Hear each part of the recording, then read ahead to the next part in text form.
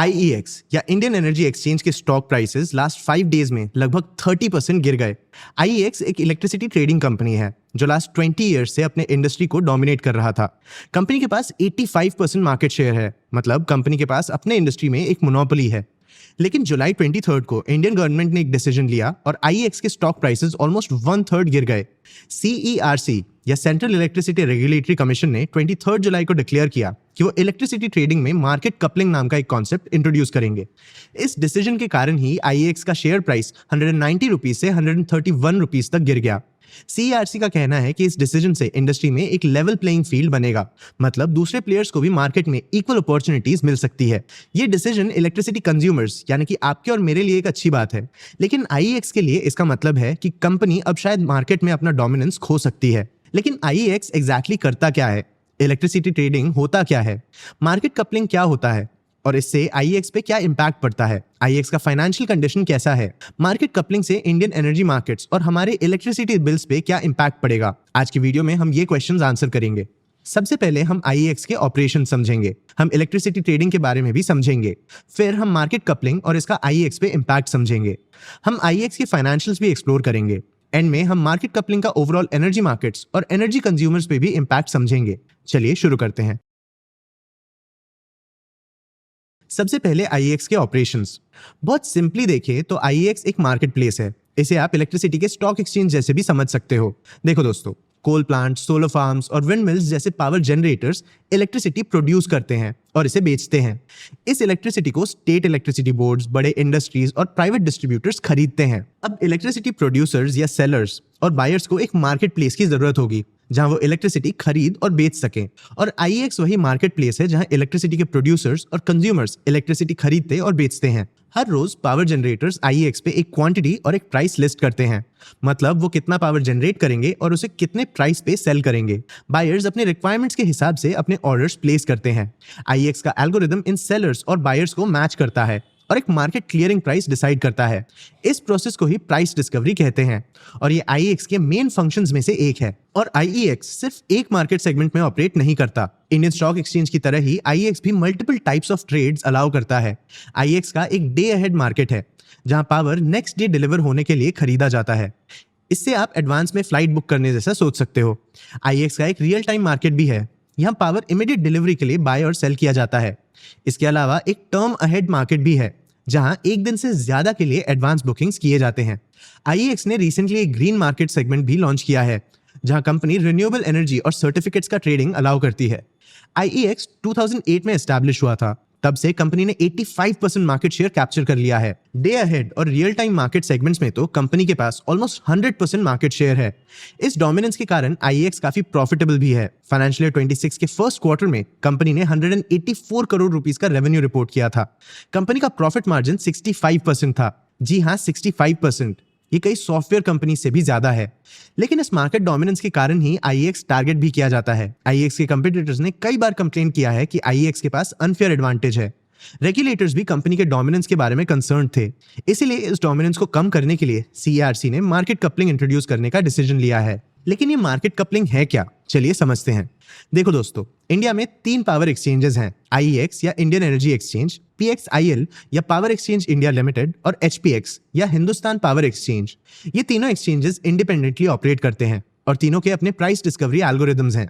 तो ऐसा हो सकता है कि आईईएक्स पे इलेक्ट्रिसिटी का प्राइस 4.5 रुपीज पर यूनिट हो, पीएक्सआईएल पे 4.55 रुपीज पर यूनिट और एचपीएक्स पे 4.48 रुपीज पर यूनिट। इन तीनों एक्सचेंजेस पे अलग अलग पार्टिसिपेंट्स और ट्रेडिंग वॉल्यूम्स के कारण इनके प्राइसेस भी अलग हो सकते हैं।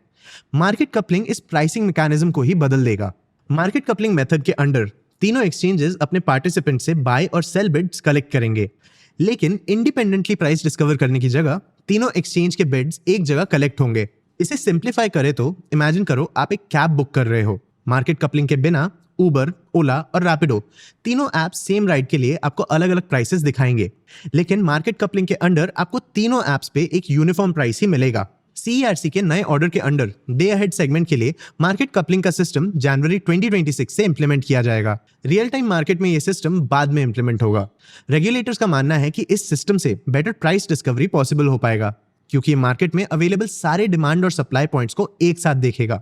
इससे इलेक्ट्रिसिटी एक्सचेंजेस के बीच में कंपटीशन बढ़ेगा और कंज्यूमर्स के लिए शायद इलेक्ट्रिसिटी प्राइसेस भी कम होंगे। इस सिस्टम के अंडर तीनों एक्सचेंजेस बारी बारी मार्केट कपलिंग ऑपरेटर बनेंगे।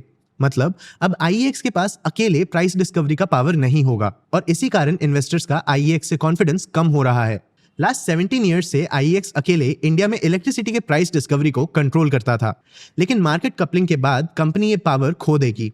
आफ्टर ऑल, अगर तीनों एक्सचेंजेस सेम प्राइस ऑफर करेंगे तो बायर्स और सेलर्स सिर्फ आईईएक्स में ट्रेड नहीं करेंगे।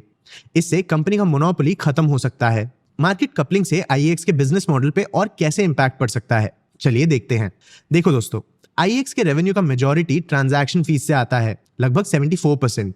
बाकी का 26% एडमिशन एंड एनुअल फीस और अदर इनकम जैसे इन्वेस्टमेंट रिटर्न से आता है। ट्रांजैक्शन फीस मतलब जितने बार भी आईईएक्स पे एनर्जी का ट्रेड होता है, कंपनी एक छोटा फी चार्ज करती है, लगभग 2 to 5 पैसे पर यूनिट। कंपनी हर साल लगभग 13,000 करोड़ यूनिट इलेक्ट्रिसिटी ट्रेड करती है, तो ये 2 to 5 पैसे का रेट इन हाई वॉल्यूम्स के कारण रेवेन्यू में काफी बड़ा कंट्रीब्यूशन करता है। मार्केट कपलिंग इस मॉडल को 3 तरीके से अफेक्ट कर सकता है। सबसे पहले, इस मॉडल के अंडर कंपनी प्राइसिंग कंट्रोल खो देगी। करंटली इंडिया का सबसे लिक्विड एनर्जी एक्सचेंज यानी आईईएक्स इंडिया में प्राइस डिस्कवरी को कंट्रोल करता है। मार्केट कपलिंग के बाद तीनों एक्सचेंजेस में सेम प्राइस अवेलेबल होगा, तो आईईएक्स प्राइस डिस्कवरी पे कंट्रोल खो देगा। दूसरा इंपैक्ट इंक्रीज कंपटीशन के थ्रू दिखेगा। अगर तीनों एक्सचेंजेस सिमिलर प्राइसेस ऑफर करेंगे तो ट्रांजैक्शन फीस और सर्विस क्वालिटी के बेसिस पे तीनों एक्सचेंजेस ही इक्वली compete कर पाएंगे। इससे एक प्राइस वॉर ट्रिगर हो सकता है, जिसका कंपनी के रेवेन्यू पे नेगेटिव इंपैक्ट पड़ सकता है। थर्ड इंपैक्ट है वॉल्यूम माइग्रेशन। अगर आईईएक्स के कॉम्पिटिटर्स बेटर प्राइसेस या सर्विसेज ऑफर करते हैं तो ट्रेडर्स कंपनी का प्लेटफॉर्म अबैंडन कर सकते हैं। डे अहेड और रियल टाइम मार्केट जैसे सेगमेंट्स जहां कंपनी का ऑलमोस्ट 100% मार्केट शेयर है, इन सेगमेंट्स में कंपनी पे सबसे बड़ा इंपैक्ट पड़ सकता है। ये दोनों सेगमेंट्स कंपनी के इलेक्ट्रिसिटी ट्रेडिंग वॉल्यूम में लगभग 80% कंट्रीब्यूट करते हैं। लेकिन कंपनी का मैनेजमेंट इस चेंज के बारे में बहुत टेंशन नहीं ले रहा है। उनका मानना है कि जनवरी 2026 का डेडलाइन बहुत छोटा है और टेक्निकल कॉम्प्लेक्सिटी के कारण ये डेडलाइन डिले हो सकता है। मैनेजमेंट प्राइस डिस्कवरी और मोनोपोली लॉस के बारे में भी ज्यादा टेंशन नहीं ले रहा है।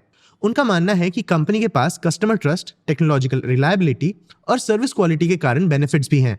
मैनेजमेंट इस सिस्टम चेंज से डील करने के लिए डाइवर्सिफाई भी कर रही है। कंपनी आईजीएक्स के through gas trading, international carbon markets और शायद कोल्ड एक्सचेंज ऑपरेशंस में भी डाइवर्सिफाई करने का प्लान कर रही है। कंपनी अपने ट्रैक रिकॉर्ड पे भी बेट ले रही है। आईईएक्स ने अपने लास्ट 17 इयर्स ऑफ ऑपरेशन में कभी भी कोई सिस्टम फेलियर या सेटलमेंट डिफॉल्ट फेस नहीं किया। कंपनी के वॉल्यूम्स भी प्रोटेक्टेड हैं। इंडिया का major electricity trader PTC India पे कुछ ओनरशिप रिस्ट्रिक्शंस के कारण ये कंपनी कंपिटिटर एक्सचेंजेस पे ट्रेड नहीं कर सकती। लेकिन ये सिस्टम कंपनी को नेगेटिवली इंपैक्ट तो करेगा ही। अगर कंपनी मार्केट कपलिंग के बाद भी 75% मार्केट शेयर रिटेन करती है तो भी ये 15% का मार्केट शेयर लॉस होगा। एक ऐसा मार्केट सेगमेंट जहां कंपनी के पास 65% प्रॉफिट मार्जिन है, ऐसे सेगमेंट में 15% का मार्केट शेयर लॉस कंपनी के प्रॉफिटेबिलिटी को काफी अफेक्ट कर सकता है। प्रॉफिटेबिलिटी के अलावा कंपनी के कुछ और फाइनेंशियल मेट्रिक्स भी हैं। चलिए कंपनी के फाइनेंशियल्स देखते हैं और इन मेट्रिक्स को भी समझते हैं। देखो दोस्तों, ये मार्केट कपलिंग कोई नया चेंज नहीं है। कुछ टाइम से इस सिस्टम के इम्प्लीमेंटेशन की बात चल रही है। मतलब फाइनेंशियल ईयर 26 का Q1 परफॉर्मेंस इस अनसर्टेनिटी के बावजूद हेल्दी रहा। कंपनी का रेवेन्यू ईयर ऑन ईयर 19% बढ़ा और 184 करोड़ रुपीस तक पहुंचा। कंपनी का प्रॉफिट ईयर ऑन ईयर 25% बढ़ा और 120 करोड़ रुपीस तक पहुंचा। कंपनी ने अपने 65% का प्रॉफिट मार्जिन भी मेंटेन रखा। इस ग्रोथ का कारण था हायर इलेक्ट्रिसिटी वॉल्यूम्स। ये नंबर ईयर ऑन ईयर 15% बढ़े। इस वॉल्यूम एक्सपेंशन के कारण पावर प्राइसेस के 16 to 20% फॉल के बावजूद कंपनी का रेवेन्यू बढ़ गया। रिन्यूएबल एनर्जी सर्टिफिकेट ट्रेडिंग भी ईयर ऑन ईयर 150% बढ़ा। कंपनी के वॉल्यूम्स देखें तो real time markets year on year 41% बढ़े और ग्रीन मार्केट्स 51%। कंपनी ने मार्केट कपलिंग से डील करने के लिए 3 स्टेप्स भी लिए हैं: डाइवर्सिफिकेशन, प्रोडक्ट इनोवेशन और टेक्नोलॉजिकल डेवलपमेंट। चलिए इन तीनों डिसीजंस को भी एक एक करके समझते हैं। सबसे पहले diversification. Company electricity exchange operation से बाहर निकल रही है। आईजीएक्स या इंडियन गैस एक्सचेंज के थ्रू कंपनी ने फाइनेंशियल ईयर 26 के Q1 में 2.46 metric million British thermal units या MMBTU नेचुरल गैस ट्रेड किया था। ये एक 109% का ईयर ऑन ईयर इंक्रीज है। इंटरनेशनल कार्बन एक्सचेंज या आईसीएक्स के थ्रू कंपनी ने 44 lakh international renewable energy certificates भी इशू किए। दूसरा स्ट्रैटेजी है प्रोडक्ट इनोवेशन। कंपनी ने green real time markets, 11 month term ahead contracts और पीक पावर कॉन्ट्रैक्ट्स के लिए रेगुलेटरी एप्लीकेशंस फाइल किए हैं। इन प्रोडक्ट्स और सेगमेंट्स के थ्रू कंपनी नए मार्केट्स कैप्चर कर पाएगी। थर्ड स्ट्रैटेजी है technological development. Company micro services architecture, AI based monitoring और साइबर रेजिलियंस जैसे टेक्नोलॉजिकल डेवलपमेंट्स में हेवीली इन्वेस्ट कर रही है। इन टेक्नोलॉजिकल डेवलपमेंट्स के through company better services provide कर सकती है और मार्केट में बढ़ते कंपटीशन से भी डील कर सकती है। जैसा मैंने बताया, कपलिंग सिस्टम के थ्रू इलेक्ट्रिसिटी मार्केट में कंपटीशन और प्राइसिंग वॉर्स इंट्रोड्यूस हो सकते हैं। ये IEX जैसे डोमिनेंट प्लेयर के लिए एक चैलेंज हो सकता है, लेकिन इलेक्ट्रिसिटी कंज्यूमर्स के लिए ये एक अच्छी न्यूज हो सकती है। प्राइसिंग वॉर्स मतलब इलेक्ट्रिसिटी के प्राइसेस में रिडक्शन, जिससे इलेक्ट्रिसिटी डिस्ट्रीब्यूटर्स के कॉस्ट्स कम हो सकते हैं। इससे हम जैसे फाइनल कंज्यूमर्स के लिए इलेक्ट्रिसिटी बिल्स में भी रिडक्शन देखा जा सकता है। अब सवाल ये नहीं है कि IEX मार्केट कपलिंग सर्वाइव कर पाएगा कि नहीं। कंपनी काफी बड़ी है तो इसके सर्वाइवल के चांसेस भी काफी अच्छे हैं। सवाल यह है कि इस सिस्टम के इंप्लीमेंट होने से कंपनी के ऑपरेशंस पे कितना इंपैक्ट पड़ेगा। आपको क्या लगता है, क्या कंपनी इस सिस्टम के कारण अपना मार्केट डोमिनेंस पूरी तरह खो देगा, या न्यू एंट्रेंट्स के मार्केट शेयर्स बढ़ने के बावजूद कंपनी मार्केट्स को डोमिनेट करता रहेगा? अपने व्यूज हमें कमेंट सेक्शन में जरूर बताना। आगे आप कौन से टॉपिक्स पे वीडियोस देखना चाहते हो ये भी हमें कमेंट सेक्शन में जरूर बताना। अगर ये वीडियो आपको इन्फॉर्मेटिव लगा तो इसे लाइक और शेयर जरूर करना। ऐसे ही और वीडियोस के लिए चैनल को सब्सक्राइब भी कर लेना। आज की वीडियो के लिए इतना ही। मैं हूं आपका होस्ट देव। मिलते हैं अगले वीडियो में।